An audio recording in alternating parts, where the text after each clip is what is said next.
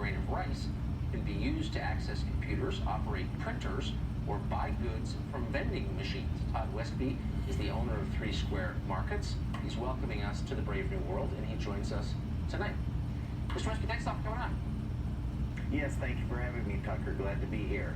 So, I mean, on the one hand, of course, I salute your, American innovation. On the other hand, I shiver in horror at the level of control you'll have over your employees once you implant microchips in their bodies. Why would you do that? Well, that's really a misconception regarding the microchips. They're not GPS devices. We cannot track them in the workplace at all. They're basically used for conveniences that happen at the workplace and around the world. They're really no tracking devices at all, and we can't trace them anywhere. Yeah. Leaving aside the fact that, of course, I don't believe you, why not just give your employees cards? Do they not have pockets in their clothing? I mean, why would you want to inject them with something like this? They have access to proximity cards, which will do the same thing as the chip. They also have access to password or PIN pads with 4-digit logins that will get them in the building. However, it's much more convenient to a lot of our employees, being a technology company of break room markets and payment systems.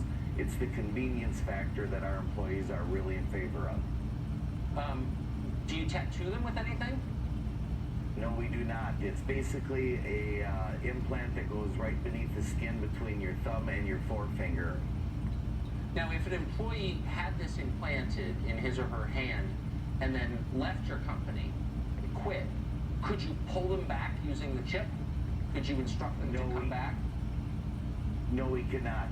Chances are they'll probably keep the chip in because we have a lot of non-employees that are actually going to be implanted with the chip on Tuesday next week, along with we've had calls from several hospitals and about over 20 businesses that are very interested in getting this chip.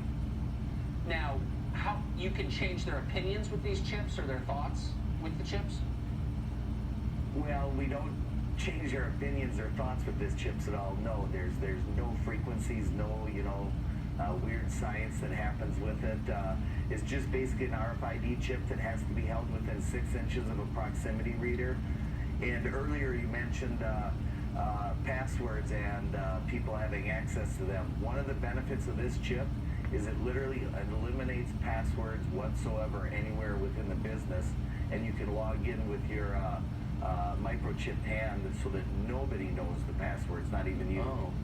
Now, of course, I'm joking in a lot of my questions, but when you say there's no weird science in this, we're just injecting a microchip into your body so you can use the printer, well, you at least concede there's some weird science in it. Well, it is out there as far as technology goes, but so was the driverless car 10 years ago, and now we have people sitting in it without a driver. Huh. That's still weird technology. Technology. Last question, Todd, really quick.